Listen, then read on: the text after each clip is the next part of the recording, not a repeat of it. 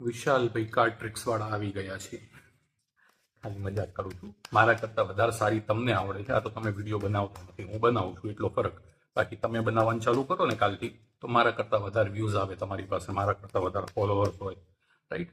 હવે ધારો કે એક ટ્રીક હું બતાવું છું.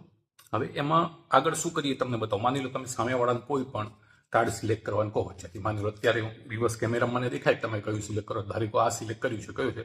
ફલ્લી ગુલ્લો. હવે આ કાર્ડ તમે ધારો કે સિલેક્ટ કરું, બરાબર? પછી હું આ કાર્ડને અહીંથી આ કાર્ડને વચ્ચે જોવા મૂક્યું છે, અહીંથી એને ચૂપી નાખું, બધા કાર્ડ મિક્સ કરી નાખું, બરાબર છે? આટલા બધા કાર્ડ આપણે મિક્સ કરી નાખ્યા. હા, હવે આટલું કર્યા પછી હું ગમે ત્યારે અહીંથી આમ દઉં ને, અહીંથી તો મને વચ્ચેથી તમારું કાર્ડનો અવાજ આવી જાય કે આ અંદરથી બોલે છે કે હા હું ફલ્લી ગલ્લો છું, હું ફલ્લી ગલ્લો છું, એવું સામેથી મને કાર્ડમાંથી બોલતું સંભળાય.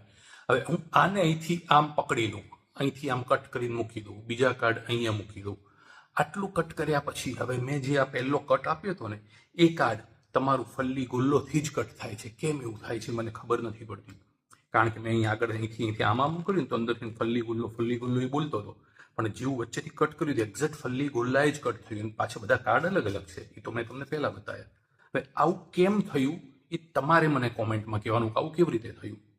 જો તમને ખબર પડી હોય તો તમે મને કોમેન્ટ કરો કે આ કેવી રીતે થયું, મને ખ્યાલ આવ્યો. અને જો ના આવ્યો અને તમારે શીખવું હોય તો લાઈક, શેર, ફોલો આ 3 પ્રોસેસ પછી કોમેન્ટમાં લખવાનું શીખવું છે, બતાવી દઈશ. કારણ કે આ એકદમ ઇઝી છે, તમે ધ્યાનથી જુઓ તમને આવડી જાય એવી છે, એટલા માટે કહું છું. ઓકે, લાઈક, શેર, ફોલો અને પછી કોમેન્ટમાં કરો કેવી રીતે થયું એ તમને ખબર પડી કે ના પડી. અને શીખવું હોય તો મારે શીખવું છે એવી રીતે કોમેન્ટ કરો, શીખવાડી દઈશ.